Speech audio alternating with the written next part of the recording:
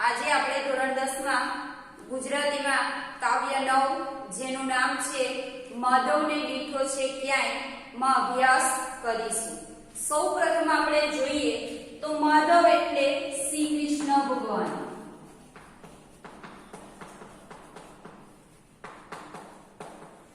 દીઠો એ તળપદો શબ્દ છે। દીઠોનો અર્થ શું થશે? જોયું। અને ક્યાંય એટલે ક્યાંય પણ। કાવ્યની શરૂઆત જ વિદ્યાર્થી મિત્રો શાનાથી થાય છે? પ્રશ્નથી થાય છે કે આ જે આપણું કાવ્ય છે એ શ્રી કૃષ્ણ ભગવાનને ક્યાંય જોયા છે। એટલે કાવ્યની શરૂઆત અહીંયા પ્રશ્નથી થાય છે કે કોઈક વ્યક્તિ કોઈકને પ્રશ્ન પૂછતું હશે। હવે આપણે જોઈએ કે આ કાવ્યના કવિ છે હરીન્દ્ર દવે। સાહિત્ય પ્રકાર છે ઉર્મી અને સંદર્ભ ગ્રંથ છે વરસાદની મોસમ છે। વિદ્યાર્થી મિત્રો સિલેબસ આગળ જાય છે। આ 8 માર્ક્સના જોડકા તમે ખાસ તૈયાર કરતા રહેજો। જો એક સાથે કરીશું એવું વિચારશો તો યાદ રહે નહીં। એટલે દરરોજનું દરરોજ જેમ જેમ ચાલે છે તેમ તેમ તમે મોઢે કરતા રહેજો। હવે હરીન્દ્ર દવે આપણે દરેક એમના વિશે જાણીએ છીએ કે તમે ગઝલ સાંભળી હશે કે પાન લીલું જોયું ને તમે યાદ આવ્યા। એ જે ગઝલ છે એ ગઝલના રચનાકાર કોણ છે? હરીન્દ્ર દવે છે।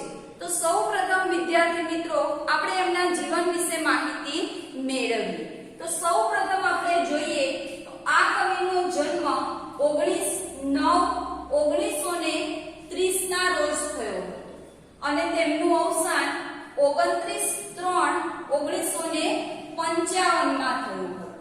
હવે આપણે જોઈએ એમનું પૂરું નામ। તો એમનું પૂરું નામ છે હરીન્દ્ર જયંતીલાલ દવે। પૂરું નામ શું છે? હરીન્દ્ર જયંતીલાલ દવે। એમનું જન્મ સ્થળ છે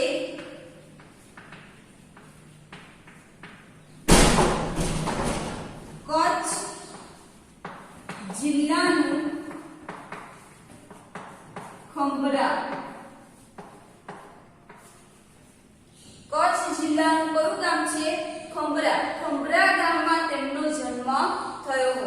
વિદ્યાર્થી મિત્રો આ પ્રશ્ન મોસ્ટ આઈએમપી છે। એક વાક્યના ઉત્તરમાં પૂછાય એટલે તમે ખાસ યાદ રાખજો। ખંભરાના પૂછાય તો એવું પૂછે કે ખંભરા કયા જિલ્લામાં આવેલું છે? તો કચ્છ જિલ્લામાં। ત્યારબાદ આપણે જોઈએ એમનું કાર્ય। તો કાર્યમાં આપણે જોઈએ કે તેઓ પત્રકાર હતા।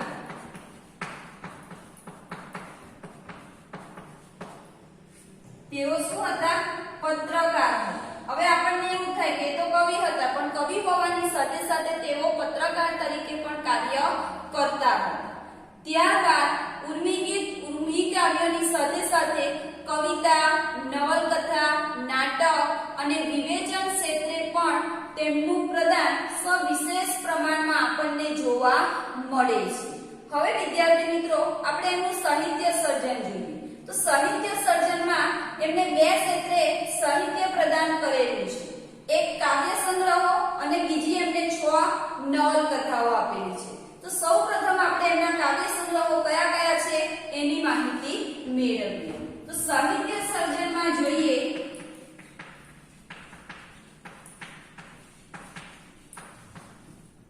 તો પહેલા કાવ્ય સંગ્રહો છે।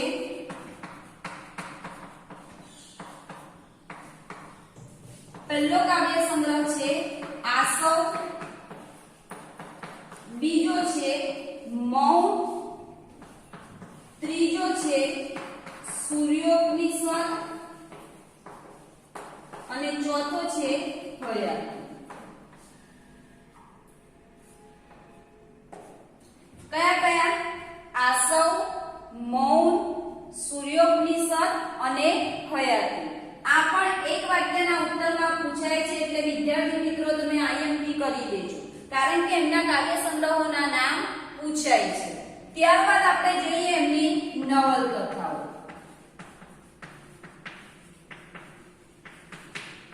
તો એમની પહેલી નવલકથા છે અગનપંખી. પહેલી નવલકથા કઈ છે? અગનપંખી. એપીજે અબ્દુલ કલામની તમે સાંભળ્યો હશે નવલકથા હતી અગનપાન. તો એમને તમે યાદ રાખશો તો હરીન્દ્ર દવેની નવલકથાનું નામ યાદ રહેશે. કઈ નવલકથા આવશે? અગનપંખી. ત્યારબાદ બીજી નવલકથા છે પડના પ્રતિબિંબ.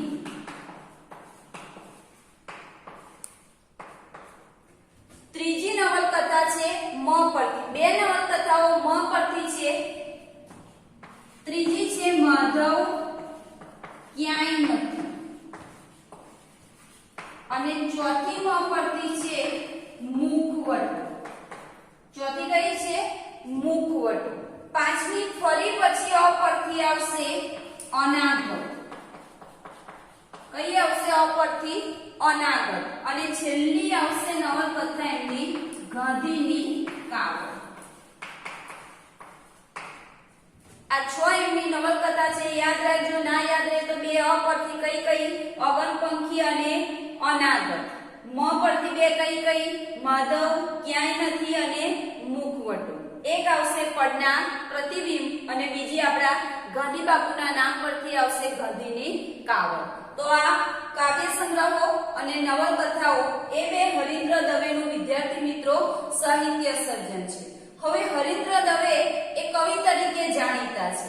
એમના જે ગીતો છે દીર્ઘ ગીત કાવ્ય રચનાઓ પણ તેમને આપેલી છે. ત્યારબાદ આપણે જોઈએ તો એમને 3 એવોર્ડ વિદ્યાર્થી મિત્રો પ્રાપ્ત થયેલા છે.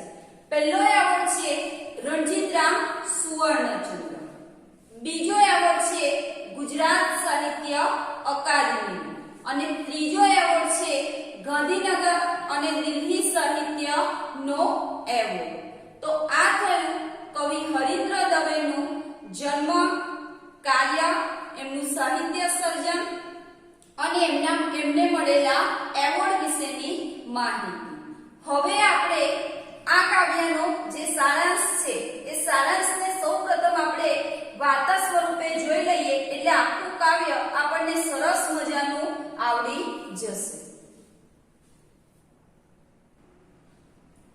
તો વિદ્યાર્થી મિત્રો આપણે જોઈએ કે સૌપ્રથમ જે આ કાવ્ય છે એ કાવ્યમાં કવિએ વાંસળી જે છે એ વાંસળી પ્રશ્ન પૂછે છે. વાંસળી શું કરે છે? પ્રશ્ન પૂછે છે. કોને પ્રશ્ન પૂછે છે? તો પ્રકૃતિના જે જુદા જુદા તત્વો છે, પ્રકૃતિના જે જુદા જુદા તત્વો છે, તત્વોને વાંસળી પ્રશ્ન પૂછે છે. હવે આપણને સૌપ્રથમ ખબર છે કે શ્રી કૃષ્ણ ભગવાન સાથે બે વસ્તુઓ જોડાયેલી છે. એક વાંસળી અને બીજું તમને ખબર હોય તો ચક્ર. બીજું શું આવશે? ચક્ર. કે શ્રી કૃષ્ણ ભગવાન જ્યારે ગોકુળમાં હતા ત્યારે વાંસળી વગાડતા તેમના વાંસળીનો અવાજ સાંભળીને આજુબાજુના દરેકે દરેક તત્વો, પ્રકૃતિ પ્રેમીઓ, મનુષ્યો બધા જ એમના વાંસળીના સૂરને સાંભળવા માટે દોડીને આવતા હતા. તો આવો જે વાંસળીનો સૂર છે એ વાંસળીના સૂરના શ્રી કૃષ્ણ ભગવાન ખોવાઈ ગયા છે. તો વાંસળીનો સૂરના જે શ્રી કૃષ્ણ ભગવાન ખોવાઈ ગયા છે એ વાંસળીનો સૂર શ્રી કૃષ્ણ ભગવાનને શોધે છે. અને એટલા માટે જ કવિએ કહ્યું છે કે માધવને દીઠો છે ક્યાંય, કે આ માધવને દીઠો છે ક્યાંય એવો પ્રશ્ન પૂછવામાં આવેલો છે. હવે સૌપ્રથમ કવિએ કહ્યું કે વાંસળી એ શ્રી કૃષ્ણ ભગવાન સાથે અવિનાભાવી રીતે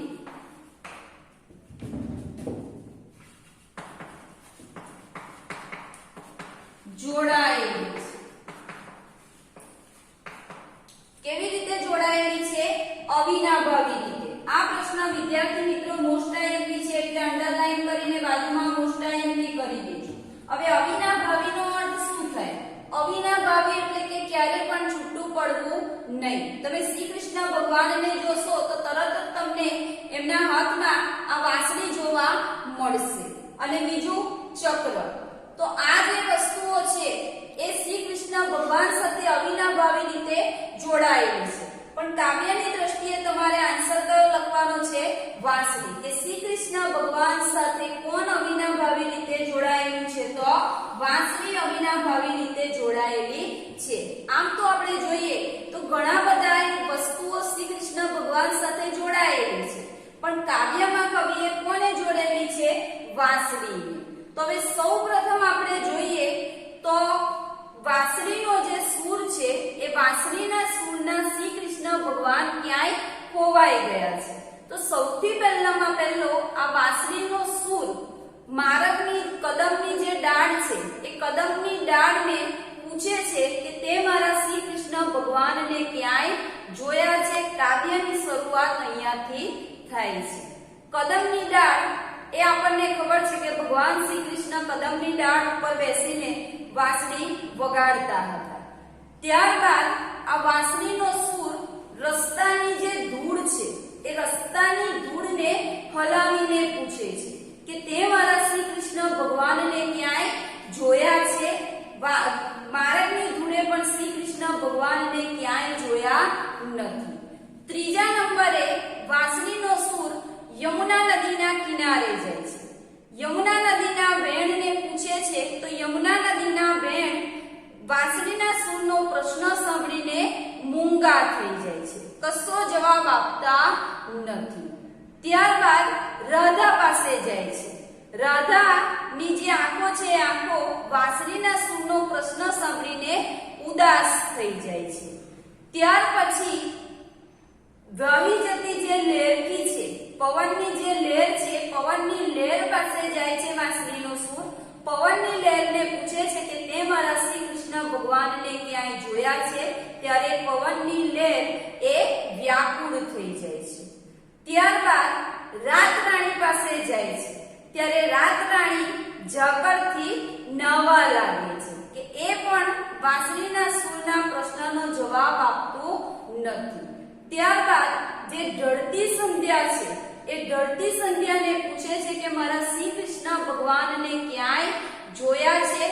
ત્યારે સંધ્યા પણ આ વાંસળીના સૂરનો પ્રશ્ન સાંભળીને ઢળી જાય છે.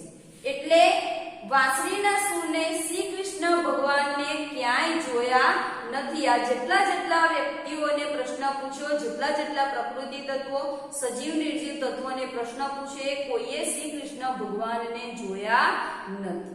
એટલે હવે વાંસળીનો સૂર પોતાના મનને મનાવવા માટે એના હૃદયમાં એવું થાય છે કે જો ક્યાંકથી મોરનું પીછું ઉડીને આવે તો મોરના પીછાના જે સુંવાળા રંગો છે, સુંવાળા રંગોને હું પ્રેમપૂર્વક શું કરીશ? સાચવીશ. એમ કરીને એ પોતાના મનને મનાવે છે.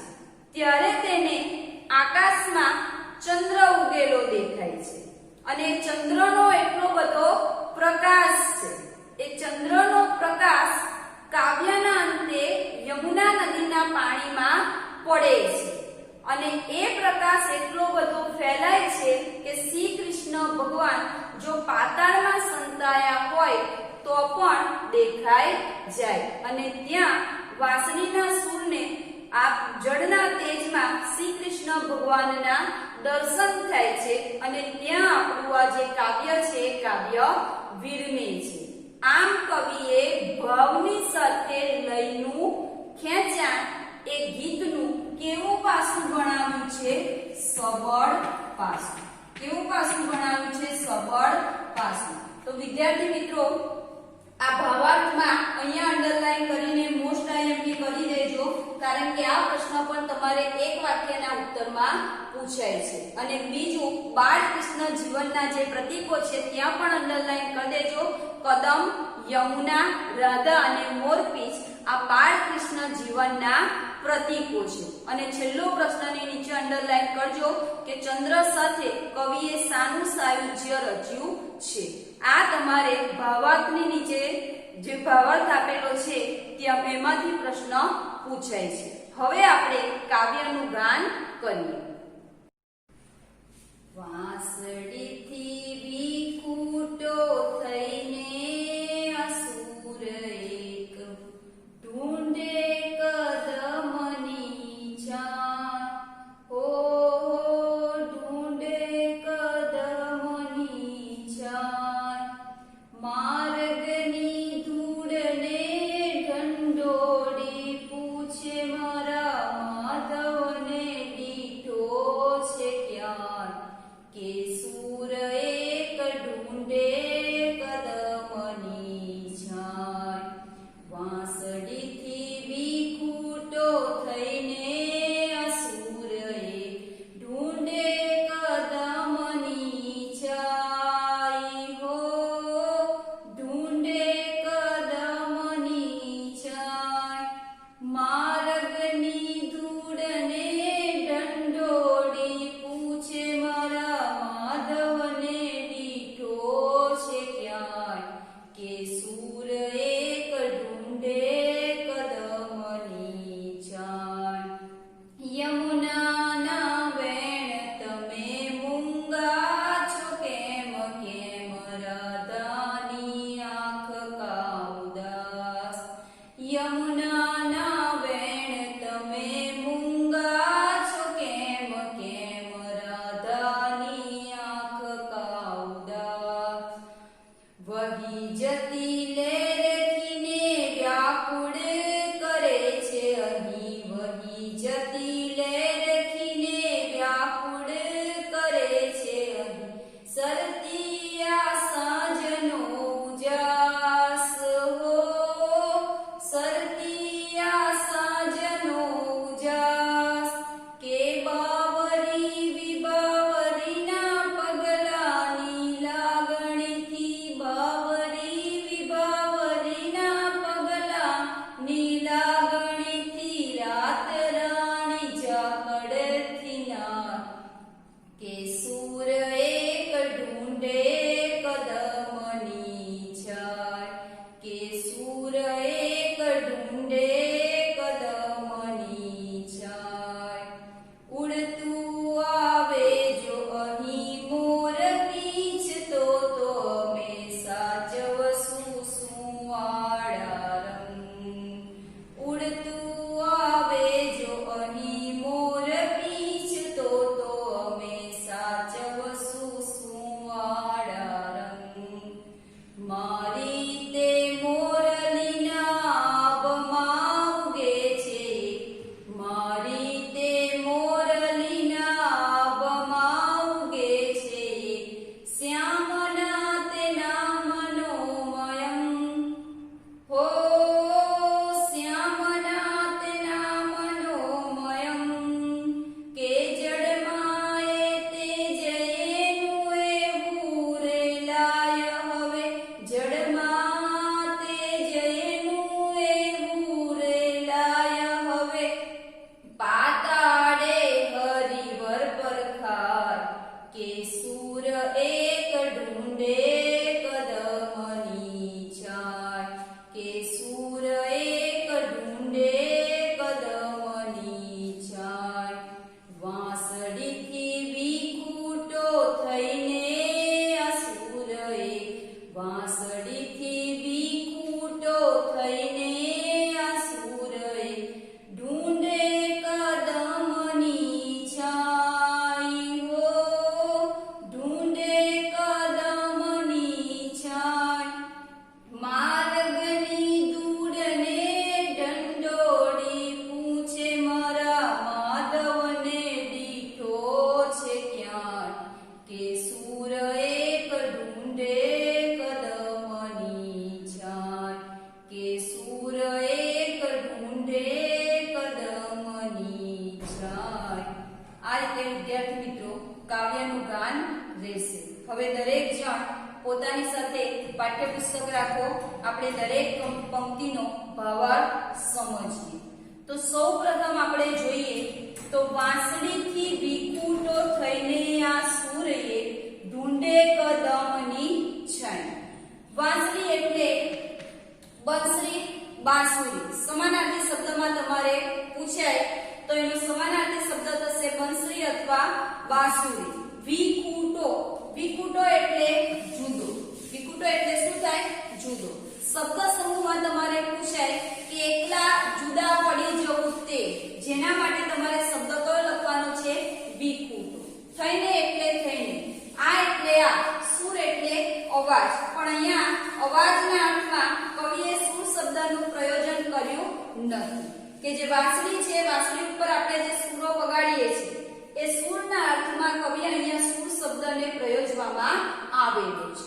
તો કાવ્યની શરૂઆત થાય છે કે વાંસળીથી જુદો પડી ગયેલો આ સૂર એક ઢૂંઢે. ઢૂંઢે તળપદો શબ્દ છે. ઢૂંઢે એટલે શોધે. ઢૂંઢેનો અર્થ શું થાય? શોધે. ક્યાં શોધે તે? સૌથી પહેલા કદમ. કદમ શબ્દને વિદ્યાર્થી મિત્રો ખાસ સમજો. શબ્દ સમૂહમાં તમારે પૂછાય તો જે વૃક્ષ પર બેસી ભગવાન શ્રી કૃષ્ણ વાંસળી વગાડતા હતા તે વૃક્ષ, જેને શું કહેવામાં આવે છે? કદમ. અને છા એટલે કે એની છાયા. તો સૌથી પહેલું કવિ કહે છે કે વાંસળીથી જુદો પડી ગયેલો એક સૂર કદમની છાયામાં શ્રી કૃષ્ણ ભગવાનને શોધે છે. ક્યાં શોધે છે? સૌથી પહેલા કદમની છાયામાં. ચલો પછી બીજી પંક્તિમાં આપણે જોઈએ, મારકની ધૂળને ઢંઢોળી પૂછે મારા માધવને દીઠો છે ક્યાં. બીજા નંબરે કોની પાસે જાય છે? મારક. મારક એટલે રસ્તો, ધૂળ એટલે ધૂળ. કેવી રીતે? તો કે ઢંઢોળી. ઢંઢોળી એટલે કે હલાવી. ઢંઢોળીને એટલે શું થાય? હલાવી. તો આપણને એવું થાય કે રસ્તાની ધૂળને કઈ હલાવી શકાય, પણ અહીંયા આ જે શ્રી કૃષ્ણ ભગવાનને શોધવા માટે આ વાંસળીનો જે સૂર છે એ વાંસળીનો સૂર જે ગોકુળના રસ્તાની જે ધૂળ છે ધૂળને હલાવીને પૂછે છે. શું પૂછે છે? મારા માધવને દીઠો છે ક્યાંય. માધવ એટલે શ્રી કૃષ્ણ ભગવાન. દીઠો એ તળપદો શબ્દ છે. દીઠો એટલે જોયો, અને ક્યાં એટલે ક્યાંય પણ. કે મારા શ્રી કૃષ્ણ ભગવાનને ક્યાંય જોયા છે. શું પૂછે છે? મારા શ્રી કૃષ્ણ ભગવાનને ક્યાંય જોયા છે. કોને? રસ્તાની ધૂળને હલાવીને પૂછે છે કે મારા શ્રી કૃષ્ણ ભગવાનને ક્યાંય જોયા છે. ચલો પછીથી કોની પાસે જાય છે? યમુનાના વેણ તમે મૂંગા છો કેમ, અને રાધાની આંખ કા ઉદાસ. હવે યમુના એ નદીનું નામ છે કે જે ગોકુળમાં આવેલી છે. આપણને દરેકને ખબર છે કે ભગવાન શ્રી કૃષ્ણ યમુના નદીના કિનારે બેસીને વાંસળી વગાડતા હતા અને ગાયો ચરાવતા હતા. તો યમુના નદીના કિનારે આ વાંસળીનો સૂર યમુના નદીને પ્રશ્ન પૂછવા માટે જાય છે. વેણ એટલે જે પાણીનો પ્રવાહ છે, પાણીનો પ્રવાહ. તમે મૂંગા છો કેમ? મૂંગા એટલે કંઈ જ બોલતા નથી. વાંસળીના સૂરનો પ્રશ્ન સાંભળીને યમુના નદીનો જે પાણીનો પ્રવાહ છે, પાણીનો પ્રવાહ કેવો થઈ ગયો છે? મૂંગો થઈ ગયો છે. કારણ કે આ બધા જ જે તત્વો છે, બધા જ તત્વોને મિત્રો શ્રી કૃષ્ણ ભગવાન ખૂબ જ વહાલા હતા. તો આ વાંસળીનો સૂરનો પ્રશ્ન સાંભળીને કે મારા શ્રી કૃષ્ણ ભગવાનને ક્યાંય જોયા છે, તો યમુના નદીનું જે પાણી છે, પાણીનું કેવું થઈ ગયું છે? મૂંગું થઈ ગયું છે. યમુના તમારે સંજ્ઞામાં પૂછાય તો કઈ સંજ્ઞા થશે? વ્યક્તિવાચક. કઈ સંજ્ઞા થશે? વ્યક્તિવાચક સંજ્ઞા. પછી શું કહે છે? પછી કોની પાસે જાય છે? રાધા પાસે. અને રાધાની આંખ કા ઉદાસ.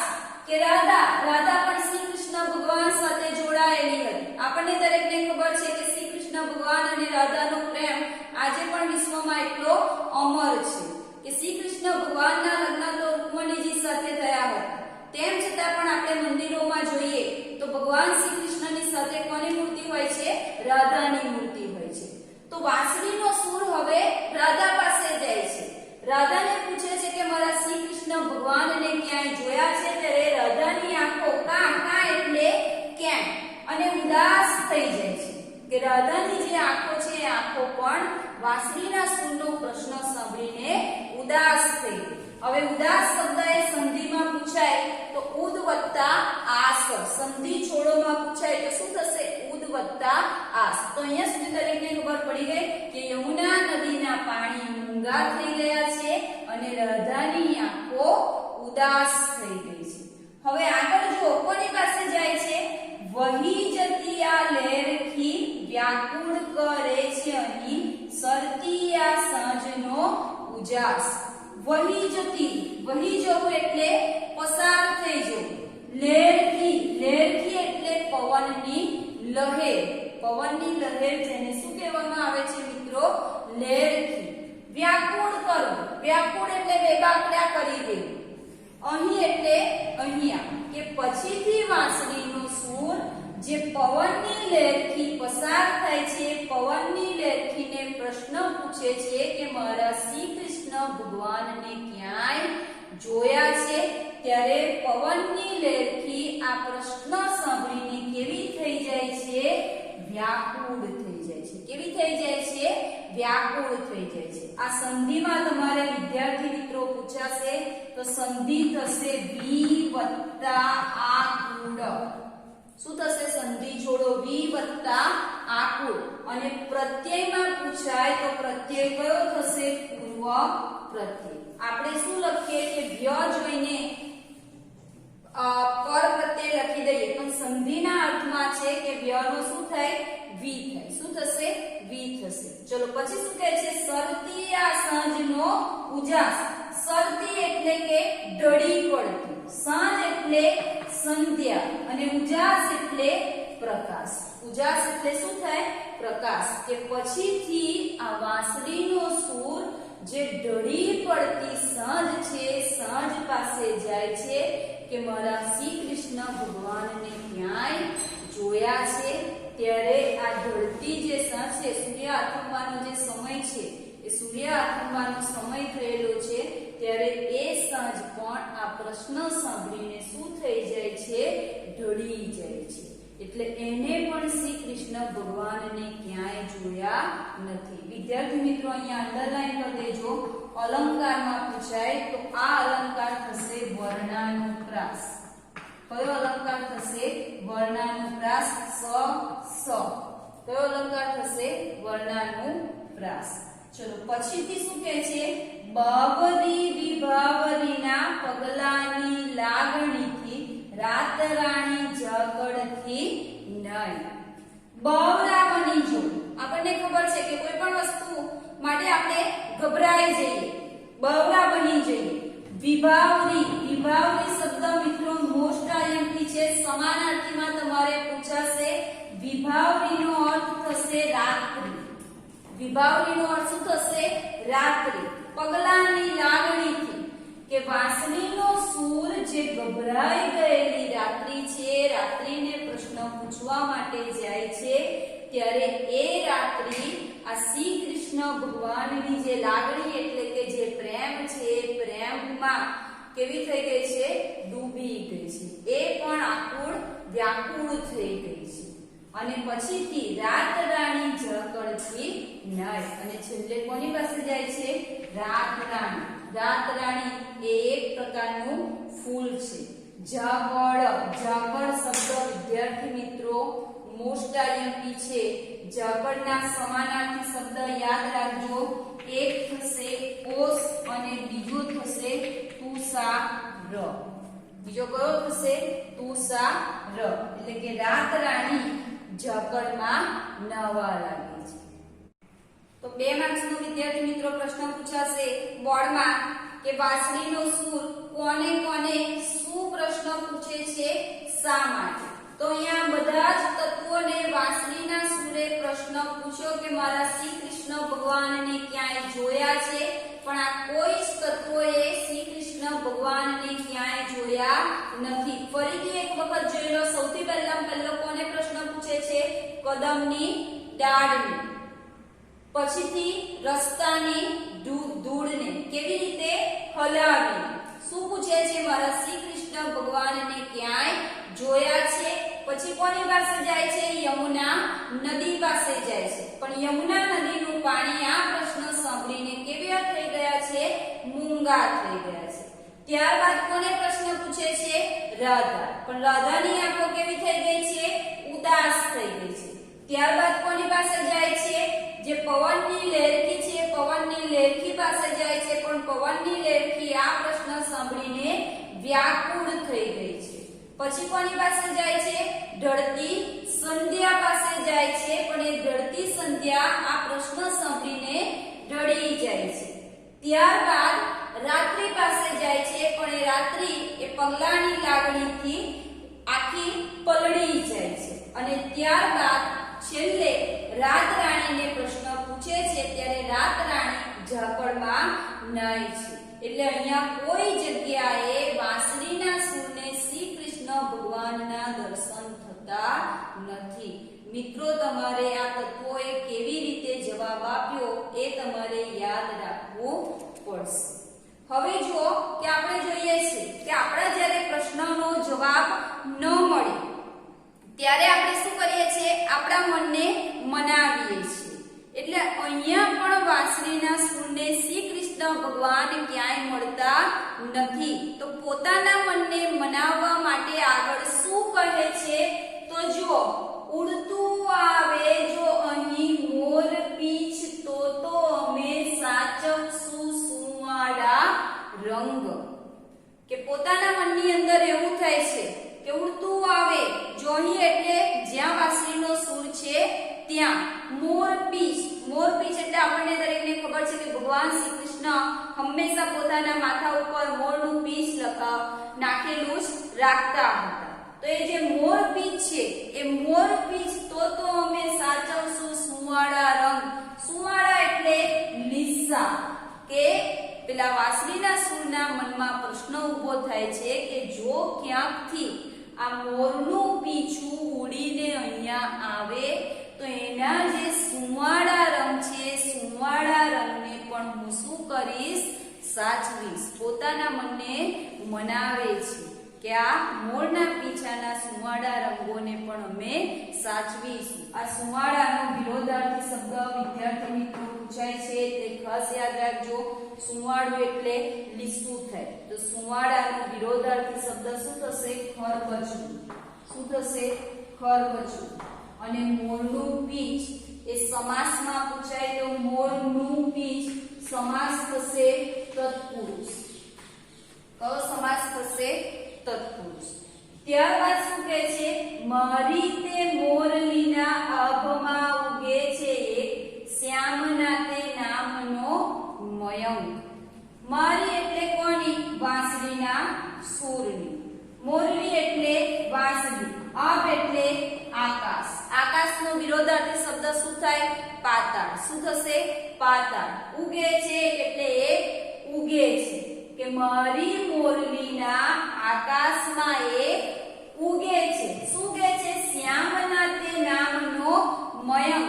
શ્યામ શબ્દ વિદ્યાર્થી મિત્રો આવ્યો, ખાસ યાદ રાખજો. ભગવાન શ્રી કૃષ્ણ માટે શબ્દ પ્રયોજાયેલો છે શ્યામ. પહેલો શબ્દ હતો માધવ અને આ બીજો શબ્દ કયો આવ્યો? શ્યામ. અને મયંક શબ્દ મોસ્ટ આઈએમપી છે. મયંક એટલે ચંદ્ર. મયંક એટલે શું થશે? ચંદ્ર.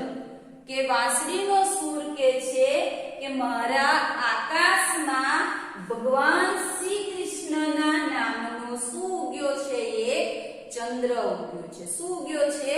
ચંદ્ર ઉગ્યો છે એવું મનમાં ને મનમાં વિચારે છે.